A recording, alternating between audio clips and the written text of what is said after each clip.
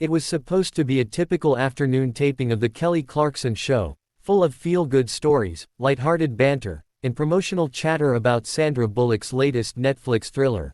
But what unfolded instead was an unscripted emotional rollercoaster that left the audience stunned.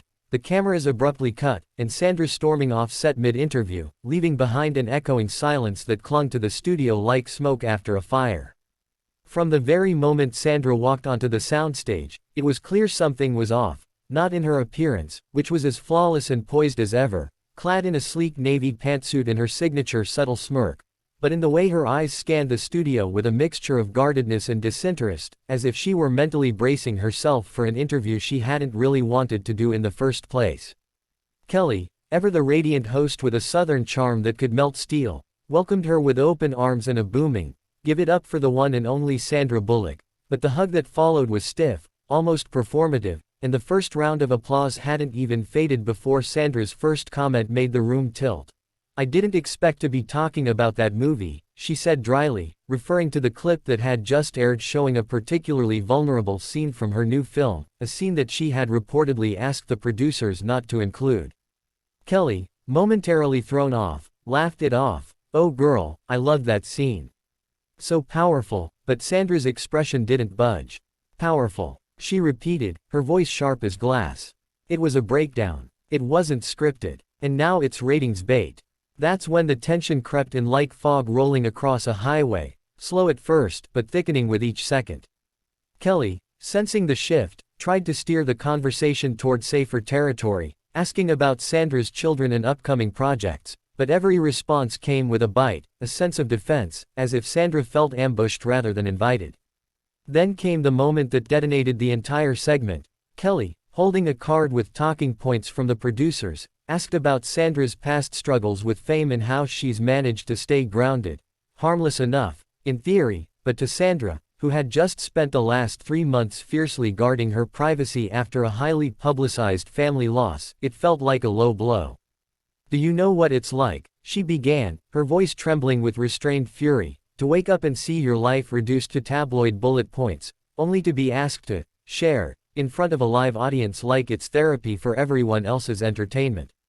Kelly, clearly caught off guard, tried to interject, "I didn't mean," but Sandra was already rising from her seat, pulling off the tiny microphone clipped to her lapel, her hands shaking.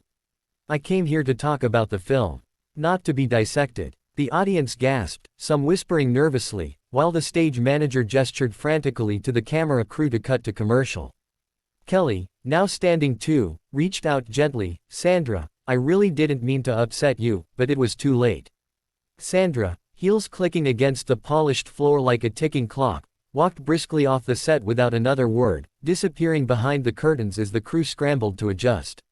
What followed was 10 seconds of dead air, a lifetime in broadcast time, before the backup host music began to play and Kelly, clearly flustered but holding it together, turned to the camera with a strained smile and said, "Well, we'll be right back, folks."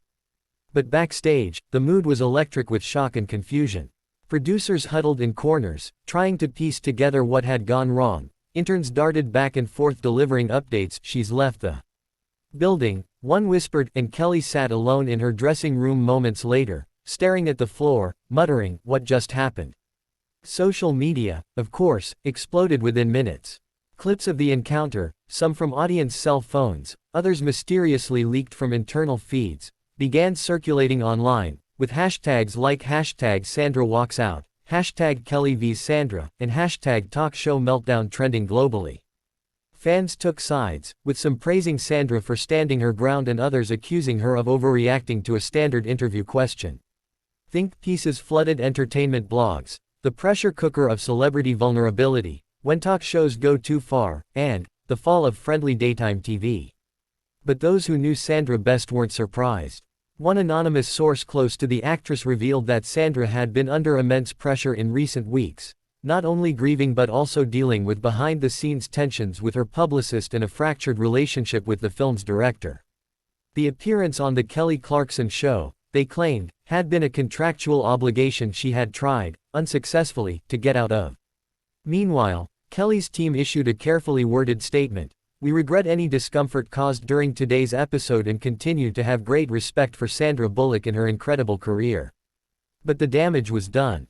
The full episode was pulled from syndication, replaced with a rerun featuring Dwayne The Rock Johnson baking cookies, and insiders whispered that producers were scrambling to do damage control with both camps.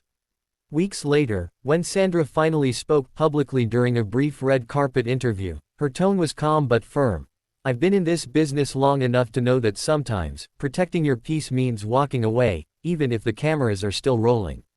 As for Kelly, she addressed the incident with grace in a later episode, saying, "We all have bad days. I respect Sandra's truth, and I hope she's doing well," but the awkward tension between celebrity and host had already become the stuff of legend. In an era when vulnerability is often monetized for ratings, Sandra Bullock's dramatic exit sparked a much-needed conversation about boundaries, consent, and the emotional toll of constant exposure, reminding both the industry and the public that even America's sweetheart has her limits. In the days following Sandra Bullock's unexpected and now infamous exit from the Kelly Clarkson Show, the entertainment industry found itself in a fever pitch of speculation, commentary, and controversy, the kind that hadn't been seen since the days of viral couch-jumping interviews and wardrobe malfunctions. Only this time, it wasn't a scandal rooted in spectacle, but one carved from the raw, uncomfortable space where grief, privacy, and performance collide in real time. As networks scrambled to either downplay or dissect the incident, clips of Sandra's departure racked up millions of views across social platforms. Twitter, or X, as it was now officially called, was a war zone of hot takes. TikTok was flooded with lip-sync reenactments and breakdowns from body language experts, and YouTube hosted no fewer than 20 think pieces with thumbnails declaring, "Kelly pushed too far," and "Sandra, hero or diva," each with their own theories, biases, and cuts of the viral footage slowed down frame by frame like a Zapruder film of daytime drama. At the heart of the storm, however, were two women, Sandra, retreating from the public eye, and Kelly, holding the line in front of the cameras with the kind of trained resilience that only someone who's survived both the music industry and public heartbreak could summon. Sources close to Sandra told Variety that the actress was deeply disappointed with how the interview was handled, particularly the decision to air the unauthorized clip from her film, a scene that, according to insiders, had been recorded under emotional distress shortly after the passing of her longtime partner and fellow co-parent, Brian Randall, whose death from ALS had shaken her private world to its core. Sandra had reportedly requested the clip be pulled after previewing it the day before, but a miscommunication between her management and the show's producers meant it was still queued for broadcast, turning what should have been a simple sit-down into a raw re-traumatization live on daytime TV. Meanwhile, Kelly's camp insisted there was no malice, only missteps. Her staff released a second, more detailed statement clarifying that Kelly herself had not selected the clips and had only seen the show notes minutes before going on air. Kelly Clarkson has always conducted her interviews with compassion and authenticity, the statement read. She was unaware of any objections to the clip and regrets the emotional distress it may have caused. Still, not everyone was convinced, especially after a behind-the-scenes audio recording leaked on Reddit days later, in which an assistant producer could be heard saying, "We need something emotional. Sandra crying is pure gold," sparking accusations that the show had knowingly baited a viral moment at the expense of a grieving guest. As the controversy grew, so did the division. Fans of Bullock organized under hashtags like #ProtectSandra and #GriefIsNotContent, calling for boycotts of the show and flooding NBC's social media with comments demanding an apology. Others, particularly longtime Clarkson fans, saw the incident as an overreaction, claiming Sandra had let personal grief turn into professional aggression. And then there were the think pieces, the inevitable cultural essays that poured out of outlets like The Atlantic, The Cut, and BuzzFeed News, examining everything from the commodification of vulnerability on talk shows to the blurred line between public persona and private pain. One particularly viral piece titled, "Who Owns a Celebrity's Grief?"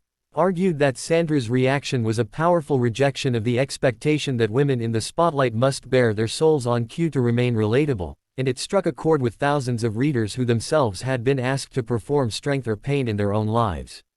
Even former talk show hosts chimed in. Oprah, in a rare interview, said she felt deep empathy, for both women and reflected on her own experiences navigating emotional territory with guests. There's a sacred responsibility that comes with asking someone to sit on your couch and speak their truth, Oprah said. And sometimes, even with the best intentions, things go wrong. Behind closed doors, Kelly was reportedly devastated, not because of public backlash, but because she genuinely admired Sandra for decades, and had hoped their interview would be an uplifting, career-reflecting chat between two successful, grounded women. Friends say Kelly rewatched the footage multiple times in her dressing room, trying to pinpoint the exact moment where it all unraveled, wondering if she could have read the cues better, asked a different question, or sensed the deeper pain that Sandra had clearly been carrying under the surface. And Sandra, according to a longtime friend who spoke anonymously to The Hollywood Reporter, she was done. Not just with press, done with interviews, done with the facade. She doesn't need this anymore, the friend said. She made her peace with walking away years ago. The only reason she kept doing press was out of loyalty to her films and the people she worked with. But that loyalty's been tested now. In the following weeks, Sandra canceled her remaining promotional appearances, pulled out of a scheduled panel at a major film festival, and was even rumored to be in talks about taking an extended hiatus from acting altogether. Meanwhile, Kelly's show saw a strange uptick in viewership, thanks to morbid curiosity and media attention, but also began facing questions about its ethics, its editorial decisions, and the increasingly blurry line between heartwarming TV and emotional exploitation. The network began reviewing its policies for guest consent and content vetting, quietly adding stricter approval protocols for future appearances. Then came the surprising twist, a joint statement, released exactly 1 month later. In a move no one expected, Sandra and Kelly issued a brief, shared message through their publicists, stating, "We've spoken privately. We've both reflected. Emotions were high, and intentions were misunderstood.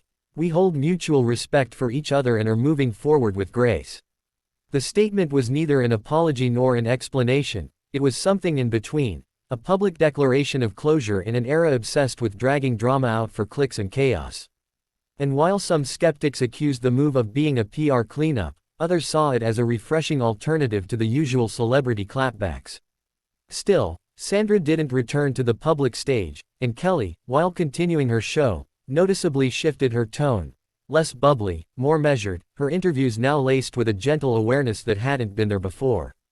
Guests commented on it. Viewers noticed it. Something in daytime TV had changed. Months later, when Sandra was spotted vacationing in Iceland with her children, far from the buzz of Hollywood, a paparazzi photo captured her smiling. Not a red carpet smile, not a media-trained smirk, but a real one, small and soft at the corners, the kind that blooms when no one's asking you to explain yourself. And back in Burbank, Kelly closed out a season finale with a solo performance. No guests, no interviews, just her and the piano, singing a stripped-down version of Piece by Piece, that left half the audience in tears, the other half in stunned silence. It wasn't until the final chorus that she glanced up, briefly, at the camera, and said softly, "To anyone who's ever felt misunderstood, you're not alone."